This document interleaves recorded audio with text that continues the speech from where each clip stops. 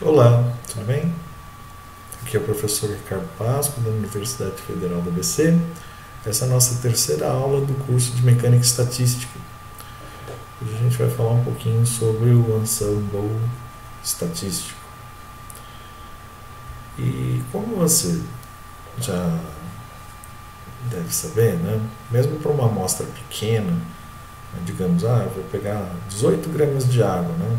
A gente tem da ordem do número de Avogadro, que é um número gigantesco, né, de moléculas de água. Então, é inviável, né, você tentar resolver isso de maneira analítica, certo? Mesmo que você use leis de Newton ou então equação de Schrödinger, né, você não vai conseguir resolver isso mesmo numericamente, né? Sim, porque o número de variáveis é gigantesco, certo? Você teria que resolver várias equações diferenciais simultaneamente, isso é inviável, tá? Então, o que a gente faz, né? O que a mecânica estatística se baseia? A gente faz, na verdade, um modelo simplificado. A gente congela alguns, né, graus de liberdade, né, e acaba tentando pensar no essencial. Então, por exemplo, se eu quiser saber, né, o magnetismo de uma amostra cristalina, né, eu posso então ignorar o movimento desses íons, né, certo? Vou imaginar então o cristal como composto de íons, mas eles todos parados, né, e mesmo o os spins nucleares eu vou estar ignorando, né? A gente só fica com o spin total do átomo, né? Certo? Ok? Ou, digamos, eu quero trabalhar com gases, tá bom? Então vou trabalhar com né, um número gigantesco, um número de Avogadro de moléculas, também não, né? Certo? Então a gente simplifica as coisas. Então, eu quero pensar só que as moléculas não, elas colidem só, né?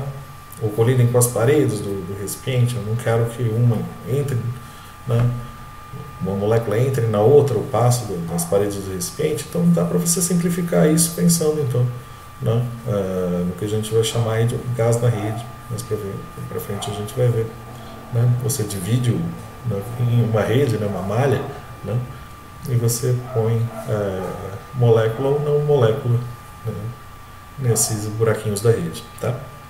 Então, são modelos simplificados, são, mas eles são modelos muito bons para, pelo menos, começar a estudar, né? Certo? Então, esse primeiro passo que se chama, né, ensemble é coleção, tá? Ensemble estatístico, né? Essa contagem, eu gosto de pensar nisso como um problema um problema de análise combinatória, né? A gente vai estar contando, né, os estados microscópicos ou microestados, né? Certo? Ok? Esse primeiro problema a gente vai começar a ver na aula de hoje, tá? E depois que você consegue contar, fazer o problema de análise combinatória, né, a gente tem que definir a probabilidade para cada um desses microestados. Normalmente a gente acaba usando o ensemble microcanônico, que é você colocar todo mundo na mesma probabilidade, todo microestado tem a mesma probabilidade, né? E finalmente a gente tem que fazer uma conexão com a realidade, certo? Eu tenho que voltar, né, para obter a termodinâmica. A termodinâmica a gente sabe que é feita, né, de variáveis macroscópicas, né, certo? Pressão, volume, temperatura, a gente tem que conseguir voltar nisso, certo? Ok? Então, esses são os 3 passos aí que a gente vai estar seguindo aí, né, para conseguir obter uma visão real, né, de um sistema simplificado, de um sistema físico que a gente vai estar simplificando, certo? Ok? Esse processo aí a gente vai tomar o tal do limite termodinâmico, como eu vou explicar mais para frente, tá? Então vamos começar a fazer análise combinatória, certo? Ok? Vamos pegar alguns exemplos e o que eu já vou te adiantar é que, por incrível que pareça, os exemplos quânticos, são mais fáceis do que os exemplos clássicos. Os exemplos clássicos são terríveis, tá? Porque a gente tem que contar uma coisa que não é naturalmente contável, tá? Então, mecânica quântica, a gente está acostumado a ter números inteiros, né?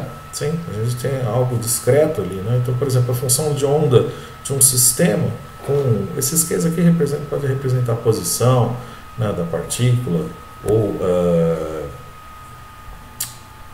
pode ser também uma variável de spin, como vou comentar. Esses Qs aqui são graus de liberdade em princípio genérico, certo?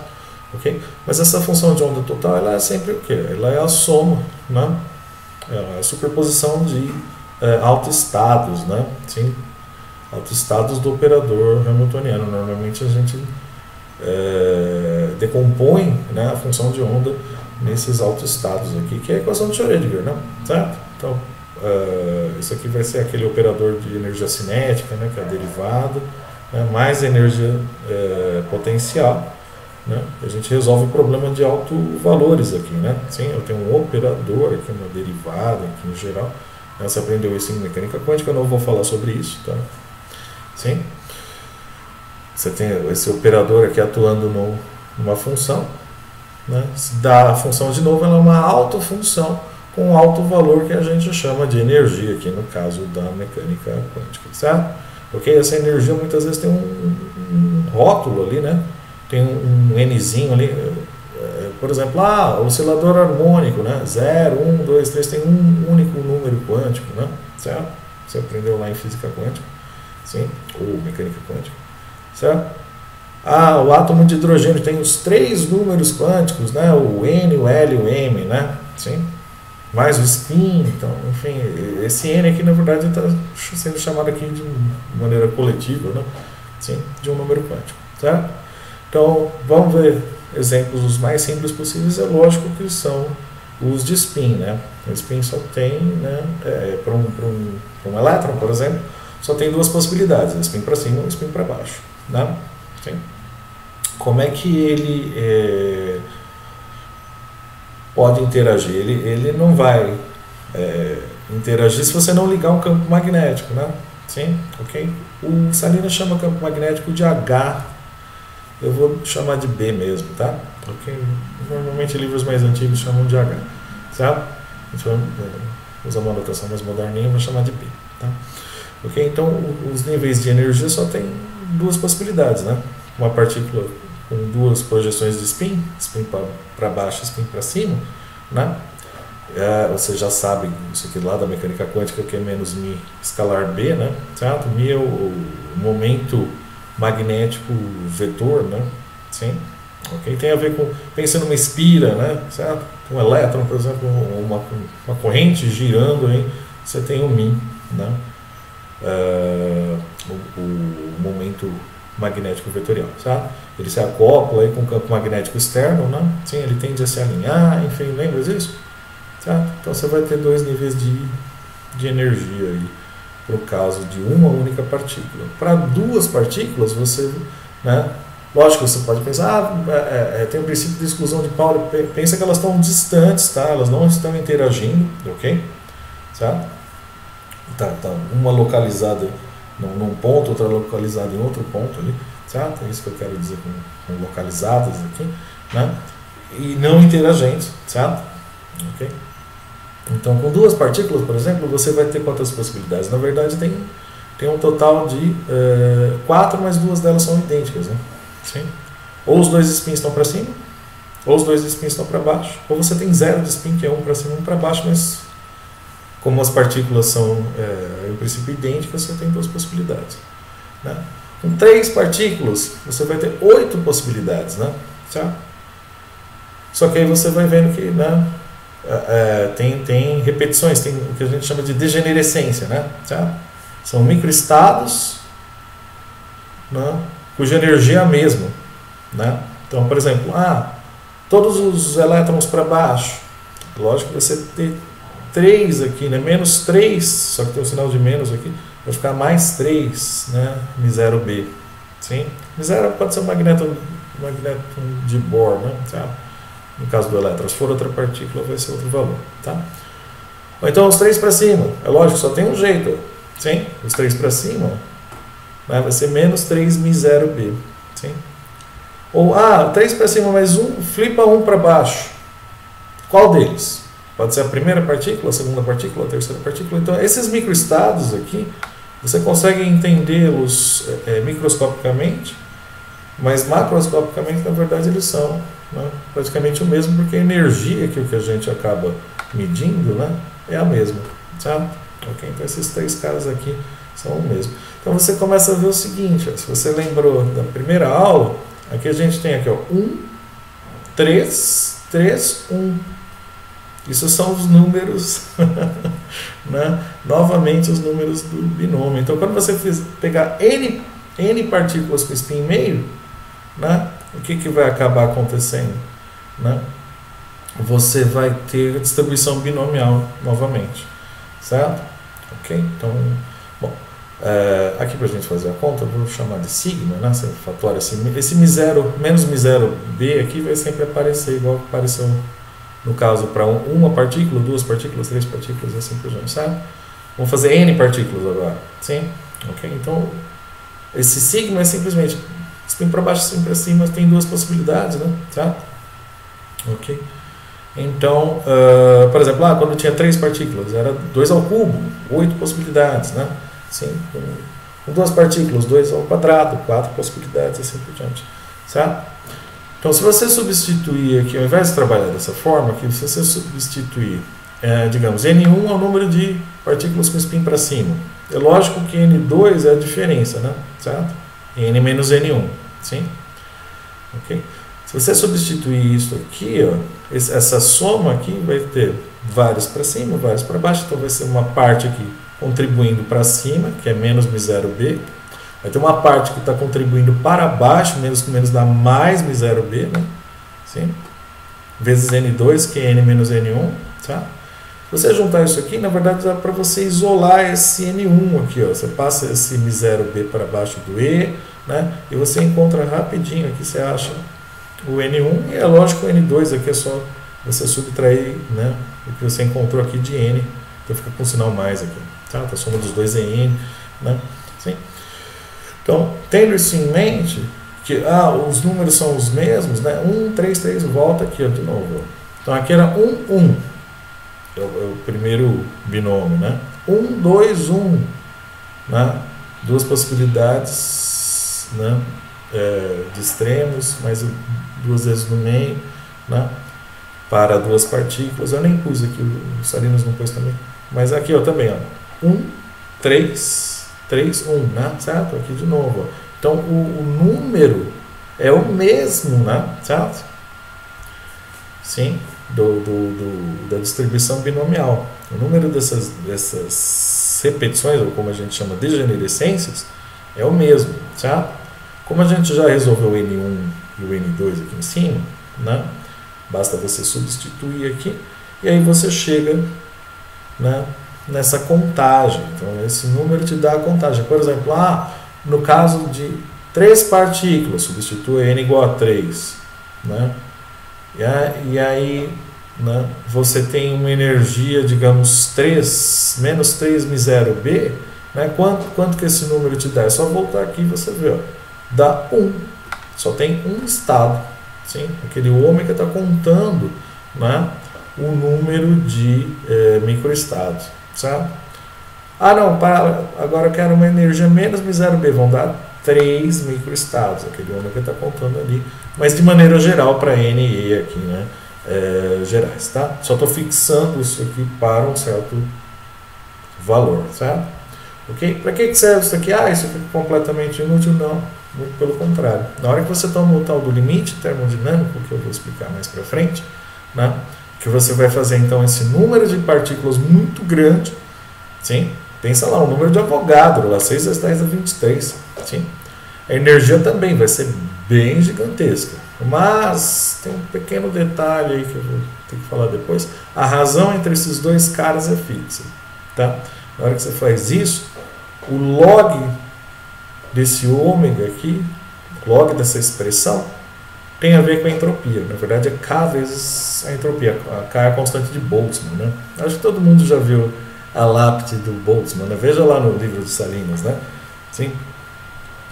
Tem lá K vezes ln de W, ômega, enfim, né? A gente está simplesmente calculando o número de microestados, tá?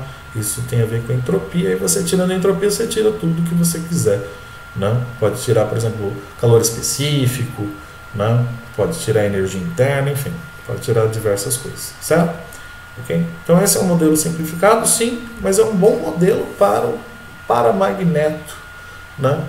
Ok? Enquanto eu não ponho interações entre esses spins, né, ele se comporta como um paramagneto ideal, certo? A hora que eu ponho interações, é mais difícil você resolver o problema, né? Você consegue ter, por exemplo, alinhamento de spins, você tem, né, ferromagnetismo, tá? Ok? Mas a gente fala disso outra hora, tá? Por exemplo, vamos pensar num elétron vibrando num átomo, sim? Então, pense nele como um oscilador harmônico. A gente viu isso lá no começo de física quântica, né? A gente aproxima, né, o corpo negro, né, por inúmeros osciladores harmônicos, né? Sim. Okay? Então, como é que são os níveis de energia? Não lembro mais disso aqui, né? Tudo bem, dá uma olhada lá no Griffiths, né? Esses níveis de energia são a escadinha, né? O gato vai subindo ali, né? Na capa do livro do Griffiths, né? Tem um gatinho subindo, né? Eles estão igualmente espaçados. Esse meio aqui é energia de ponto zero, né? Ou quando você vai diminuindo a temperatura do seu sistema ali, né? Certo? Ele não tem energia zero, né? Sim, você já deve ter ouvido falar sobre isso, né? Então esse aqui é muito fácil, né? Esse é um exemplo muito fácil. A contagem dele é simplesmente 1. Cada um dos microestados é exatamente 1. Não tem degenerescência, né? Sim. Se eu pegar dois osciladores harmônicos agora, com a mesma frequência de vibração, né, fundamental, né? O que vai acabar acontecendo? Eu vou começar a ter degenerescência. Eu vou ter que ter uma contagem um pouquinho mais complicada, né? Certo? 1, 2, 3 e assim por diante, você vai ver que vai ficando um pouquinho mais difícil, né? Com 2 ainda é fácil. Por quê? Porque cada um deles tem meio de H cortado mais um número inteiro aqui dentro, né? Sim? Então vai somar esses dois, vai ficar a soma das energias aqui, né? Certo? O quantum de energia de um mais o quantum de energia do outro, né? No plural é quanta, né? Os quantums somados aqui, né? Certo? É toda energia aqui mais energia de ponto zero. Certo? Okay? Então, por exemplo, o estado fundamental, ele é único, né? Sim? É 0 e 0 aqui, né? Certo? Ok? Vai ser só um H cortado ômega, né? Certo? H cortado é constante de Planck, ômega é a frequência, né? Certo? Se você não lembra, dá uma olhadinha no Griffiths. Sim? Ok? E o primeiro nível de energia excitado, né? Tem duas maneiras. Pode ser o oscilador 1 ganhando né? um quantum de energia e o outro zerado, né? Ou o contrário, 0 e 1. A soma continua sendo 1, então vai ser 2H cortado, porque já tem energia de ponto zero aqui. Sim? Okay? O próximo pode ser 2 para a partícula 1, nada para a partícula 2, ou então 1 para cada um, né? Ou então 0 para a partícula 1 e 2 para a partícula 2, certo? Então 3H cortado ômega, então são 3 maneiras e assim por diante. Certo? Também a contagem não é difícil com duas, né? Mas e para N partículas, né? Você vai falar, isso não serve para nada, você está fazendo uma contagem aí, né, desnecessária, aí, perdendo tempo. Não, esse na verdade é o famoso sólido de Einstein, tá? Esse é o primeiro exemplo em que você consegue mostrar que o calor específico não é uma constante, né? O calor específico para sistemas simples, né? Para um sistema que você só pensa na equipartição de energia, né? Sim? É um patamar, né? Certo? Mas não é bem verdade. À medida que você baixa a temperatura, esse calor específico vai para zero, né? À medida que você se aproxima da temperatura, né? zero absoluto, né, esse calor específico vai para zero. Então Einstein foi o primeiro a bolar um modelinho baseado nesses osciladores harmônicos, né? Sim? Só que a contagem é um pouco mais difícil, certo? Por que é um pouco mais difícil? Você vai somar N expressões dessas, né? Sim. Você vai ficar então com o número de energias aqui, que eu vou chamar de M aí, né? Energia total, né? Ou bolinhas, como eu vou representar aqui. Essas bolinhas aqui vai ser esse M, né? E N é o número de partículas aí, de osciladores que a gente tem na amostra, certo? Okay? Vou trabalhar só unidimensional, porque já é bem complicado, certo? Então, por exemplo, essa primeira caixinha aqui, ó, com 3 bolinhas, né? Simplesmente está representando, tem 3 quanta, né? Ou quantum, né? De energia, né? Você tem 3 energiazinhas aí para a primeira partícula. Aqui, por exemplo, tem 4 para a segunda partícula e assim por diante, certo? É isso que o Einstein embolou para contar, certo? Então, como é que a gente conta isso? É lógico, se você juntar todos esses objetos, você vai ter um total de N, né? N menos 1 são N caixas, né? Mas as repartições são N menos 1, certo? Ok? E tem N bolinhas, certo? Esse M maiúsculo aqui, M bolinhas. Então você tem um total de M mais N menos 1 objetos para você ficar permutando, certo? Ok?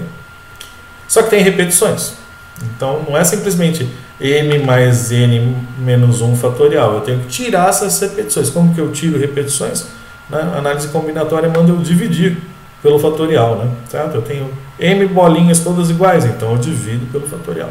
Eu tenho N menos 1 tracinhos aqui, divisórias, aqui, esses pauzinhos aqui, então eu divido, né? E é lógico que eu faço de novo o mesmo truque aqui, eu sumo com esse M, foi eu que inventei, né? Eu isolo esse M aqui, venho na equação 1 aqui, isolo esse M e substituo no lugar da energia, né? Eu troco o M pela energia, eu fico com uma expressão, né, que depende novamente só da energia, né, e do número de partículas. Isso é chamado de ensemble microcanônico, né? Uma energia fixa, essa expressão aqui, né, tem um valor bem definido, tá?